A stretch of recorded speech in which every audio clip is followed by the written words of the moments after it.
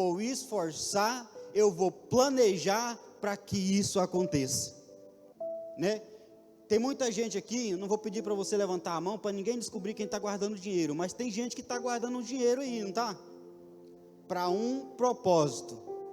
Alguns é para o casamento, outros é para a casa nova, outros é para a reforma da casa já antiga, outros é para comprar um veículo. Cada um tem o seu propósito. Cada um tem o seu propósito. Então, eu vi uma frase em um post no Facebook que me chamou muita atenção. Eu até postei no meu status do WhatsApp, talvez alguém tenha visto. Se você não foca em nada, você se distrairá com tudo. Se você não tem um propósito, você não tem um destino. E isso eu fico olhando que reflete muito na vida da nossa juventude. Quando o profeta vai à casa do oleiro e ele está fazendo vaso e fazendo de novo, e coloca mais um pouquinho de água, amassa de novo e recomeça o vaso de novo. Por quê? Porque muitas das vezes, alguns de nós que já estamos com a idade um pouquinho acima dos 18, a gente já chegou assim a um ponto que já sabe o rumo que você quer tomar. Você já sabe a direção que você vai. Você já bateu a cabeça algumas vezes e então descobriu que o seu lugar não era ali. Mas a nossa juventude, os nossos jovens, os nossos moços, ainda estão na fase de descobrir qual é o seu verdadeiro propósito, não só na vida espiritual, mas na vida profissional, né? Então, está ainda nesse caminho de descobrir qual é o seu propósito. E talvez esta campanha venha iluminar o seu caminho para que você entenda que no propósito original de Deus, nós fomos feitos para adorar e exaltar o seu nome. Eu fico muito intrigado quando o Senhor diz bem assim: vós sois as minhas testemunhas. Vós sois as minhas testemunhas. Tainha teve esses dias agora, esses 2 dias, né? Passando o contrato lá. Teve alguma testemunha? Teve que estar lá, não teve? Teve que estar lá. Alguém vai dizer: eu testemunhei, ou seja, eu vi. E como nós podemos ser testemunhas do nosso Deus? Nós precisamos vivenciar para testemunhar. Uma coisa que o jovem Theo falou, e eu achei uma coisa interessante. Ele disse bem assim: olha, contar testemunho é fácil, difícil é gerar o testemunho, é viver para testemunhar. Falar que Paulo sofreu prisões é interessante, é empolgante, porque ele venceu em Cristo. Mas agora viver a prisão que Paulo estava, já é algo a se pensar. Ser testemunha de Deus, falar que somos testemunha de Cristo é muito bom, mas nós precisamos andar com Ele para testemunhar do que Ele faz, do que Ele prometeu e que está se cumprindo no nosso meio. Eu e você, nós passamos momentos da nossa vida que alguém do nosso lado muitas das vezes não passou e não compreende o propósito de Deus. E você olha para ele e diz bem assim: fica tranquilo, tudo que você está passando aí estava no plano de Deus. Tudo que você está vivendo, Deus está no controle. Mas a minha vida está uma completa bagunça, Deus ainda assim continua no controle. Israel estava sendo escravizado no Egito. Alguém poderia dizer: o Senhor esqueceu de Israel, Deus abandonou o seu povo. Ainda assim, Deus estava no controle. Ah, mas eu perdi o meu filho tão jovem, era para ser um fruto para muito longo. Eu tinha projetos, mas o projeto de Deus, Ele controla e faz acontecer. A Bíblia diz no livro de Provérbios que muitos são os planos do coração do homem. Planos. A minha tradução diz: mas do Senhor vem o propósito. Ou seja, dele vem a aprovação. Nós planejamos, nós às vezes até pegamos a nossa agenda anual e no começo do ano fazemos nossos projetos. Mas do Senhor vem a aprovação de cada um deles. O nosso propósito original pelo Senhor, fomos criados. O pastor Marcondes falou aqui no início, na abertura da campanha, que o propósito de Deus, Ele nos fez para a adoração do seu nome santo. Eu e você fomos feitos a criatura especial para adorar ao Senhor. E lendo esse livro, eu vi uma frase que muito me entristece. O escritor diz bem assim, que todas as coisas que Deus criou foi para a honra e glória do seu nome. Todos os seres, todas as coisas, as árvores, as plantas, as aves do céu, os animais do campo, tudo é para a honra do nome do Senhor Jesus. Os pássaros acordam pela manhã louvando ao Senhor com os seus sons maravilhosos. Eu estava vendo um passarinho um dia desse, e eu falei, não é possível que esse pássaro sozinho faz esse tanto de barulho diferente. Eles acordam adorando o nome do Criador. As plantas com as suas majestosas movimentos adoram o nome do Senhor com suas flores bonitas e com suas folhas verdes, adoram e fazem e cumprem o seu propósito pela qual o Senhor o criou. Os animais do campo assim o fazem também. Mas o que me entristeceu foi que toda a criação do Senhor, apenas duas coisas falhou em adorá-lo: os anjos caídos, os demônios, e os homens.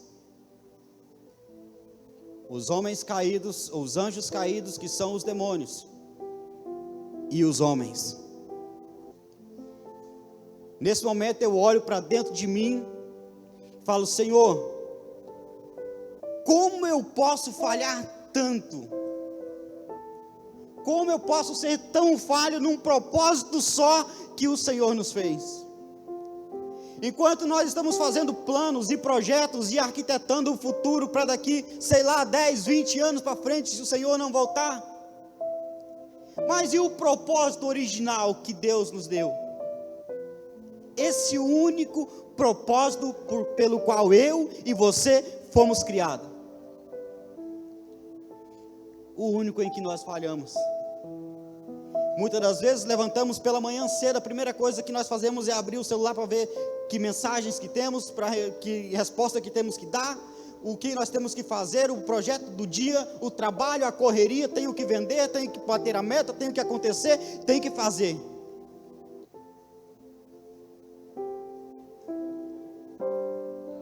Ainda hoje eu me lembro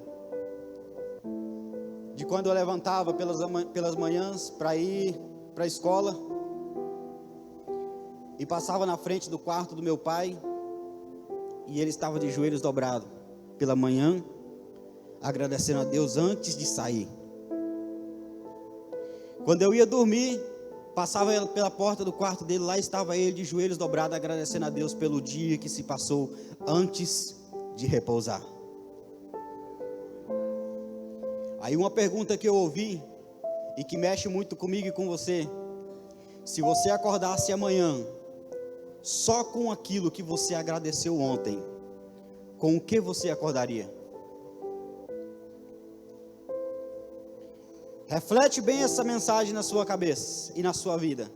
Se você acordasse amanhã só com o que você agradeceu ontem, com o que você acordaria? Eu fiz essa pergunta a um jovem no trabalho. Ele falou que era já tinha sido evangélico e estava distanciado. E eu falei, você tem reparado os acontecimentos dos dias atuais? Ele falou, rapaz, a coisa não está feia. Eu falei, você tem conhecimento da palavra? E eu vou te falar um negócio, você não está vivendo dias para você estar passeando pelo mundo. Nós estamos vivendo dias que o Senhor pode voltar a qualquer momento. E se Ele voltar hoje, o que você tem preparado para Ele? Deixa eu te fazer uma pergunta, se você acordar amanhã, só com o que você agradeceu, ou se você tivesse acordado hoje com o que você agradeceu ontem, com o que você teria acordado? Ele disse, nem com a minha vida. Eu não tinha acordado nem com vida. Para que você foi criado? Qual o seu propósito? Muitas das vezes nós estamos buscando o nosso propósito dessa maneira. Será que o meu propósito é pregar a palavra? Será que o meu propósito é cantar, ser um cantor famoso, gravar e fazer show pelo mundo afora, ganhar almas para o Senhor? Será que o meu propósito é ser um empresário que ajuda as pessoas? Será que o meu propósito é ser isso, é ser aquilo? E se nós formos olhar para a palavra do Senhor, o único e primeiro propósito em que nós temos, que não precisa procurar, é adorar o nome do Senhor. É adorar o nome do Senhor. E quando nós falamos da adoração, quando falamos sobre a adoração, eu estava conversando esses dias bem ali, depois da oração do jovem, com o jovem Lucas e o Mateus, falando a respeito da adoração. Nós somos criados para adorar. E o que eu preciso fazer para adorar? Muitas das vezes nós dobramos o nosso joelho para falar com Deus e esperamos uma emoção. Senhor, fala comigo. Você espera um arrepio, um vento diferente passar dentro do seu quarto. Talvez você tenha ouvido alguém testemunhar que o anjo desceu dentro do quarto, iluminou aquele quarto que não via nem as paredes, e você está esperando essa experiência. Você está esperando a cadeira tremer, talvez a cama esfriar, ou o fogo do céu descer dentro do seu quarto. E eu aprendi nesse livro que, em vez de Deus te dar emoção, Ele é capaz de tirar elas.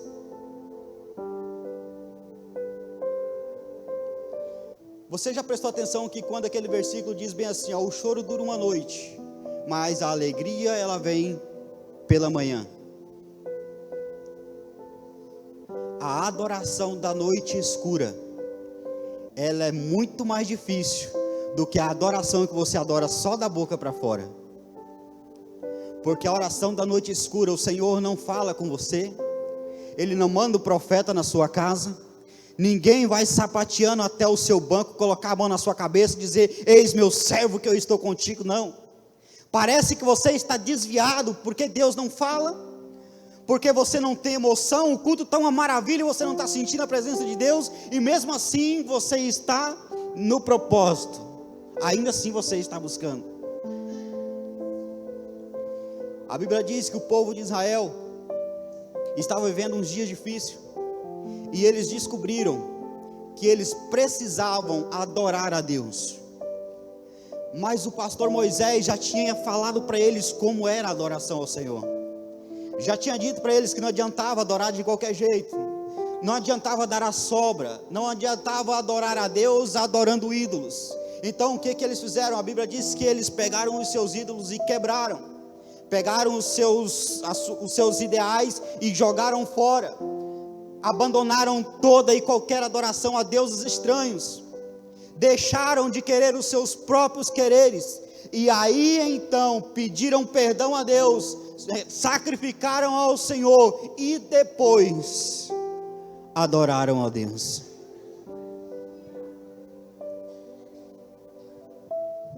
É uma palavra difícil, mas eu vou te dizer,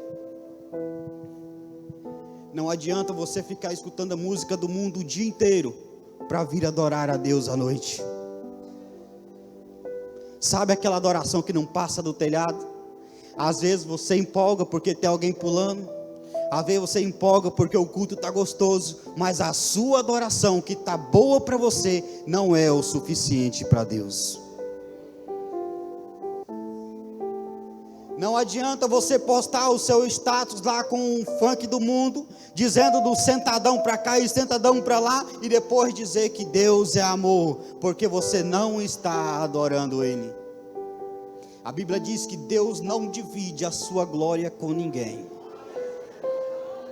Ele não divide a sua glória com ninguém. Ou você adora a Deus, ou você adora o mundo. Ou você serve a Deus, ou você serve ao mundo. Porque senão a sua adoração, o seu propósito vai falhar. Vai falhar.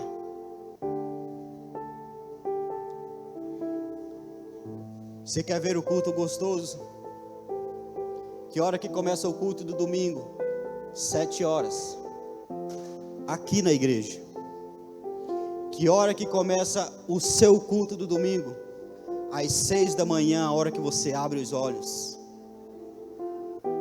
O seu culto não começa a hora que a pastora Kézia abre o louvor. Começa o louvor. O seu culto não começa na hora que o obreiro abre a porta da igreja e você entra aqui dentro. O seu culto começa assim que você abre os teus olhos dentro da sua casa.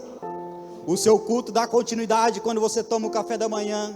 O seu culto é enquanto você está andando pela rua, é enquanto você está lavando a sua louça, enquanto você está sentando o seu tijolo, enquanto você está trabalhando na sua casa, enquanto você está vendendo, atendendo o seu cliente. O seu culto começa lá muito antes das portas do templo se abrir.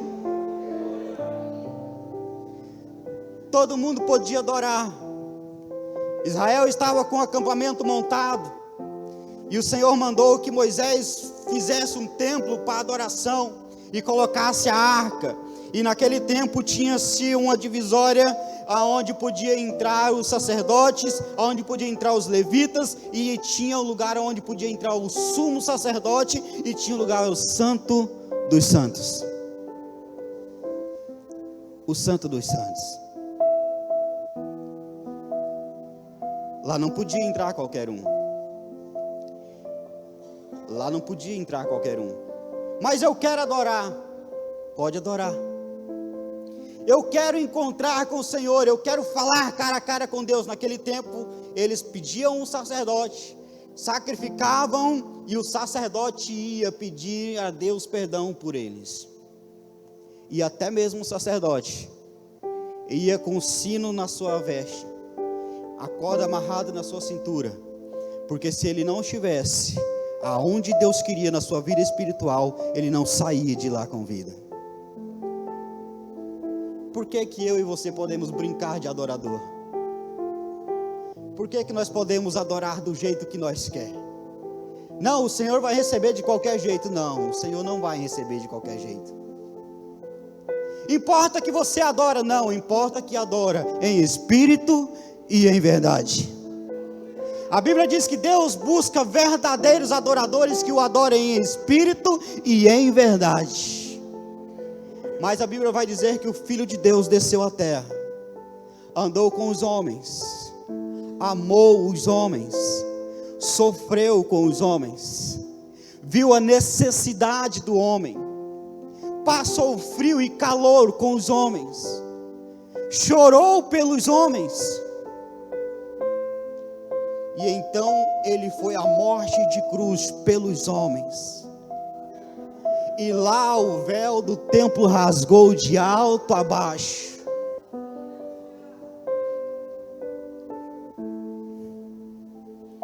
E te deu liberdade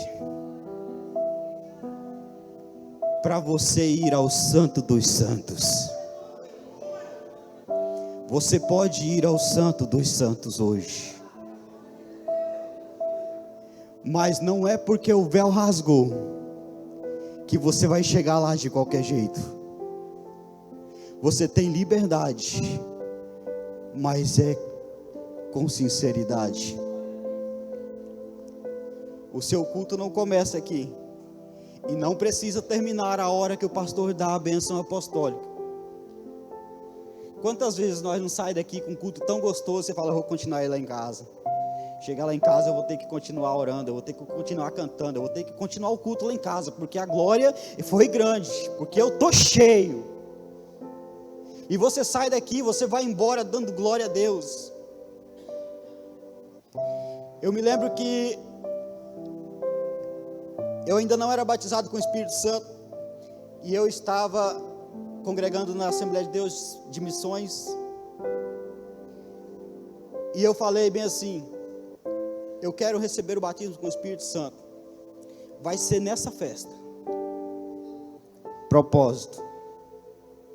E tem uma coisa, eu não vou voltar andando para casa não, alguém vai ter que me levar, porque eu quero sair daqui carregado, tanto de Deus quanto dos homens. E eu era sonoplasta da igreja, irmão. O sonoplasta, ele tá lá, na mesma hora ele está com atenção na palavra, de repente ele já muda a atenção para os botões do volume. E assim como os porteiros, o sonoplasta não tem total atenção da palavra. Mas eu desliguei daquele negócio e me liguei no céu. Falei: Senhor, eu preciso sair daqui batizado com o Espírito Santo. Era o último dia da festa. E de repente a igreja começou a entrar numa atmosfera da graça de Deus. E nós começamos a glorificar. E aquela festa virou um Pentecoste. E foi gente batizada com o Espírito Santo. Eu saí pulando por cima daquele som e dando glória a Deus. De repente eu recebi o batismo com o Espírito Santo. E foi fogo, fogo, fogo, fogo. O pastor deu o término do trabalho e os irmãos continuou pulando. E foi fogo e foi desligando tudo. De repente foi apagando as luzes da igreja. Aí o meu sogro, mais um outro irmão amigo, falou assim: nós vamos ter que levar ele em casa, porque não vai acabar agora não. E eu lembro que me levaram para casa, eu deitei na cama falando em línguas estranhas, esperneando na presença de Deus, até o momento que a minha esposa desabotou a minha camiseta para mim dormir.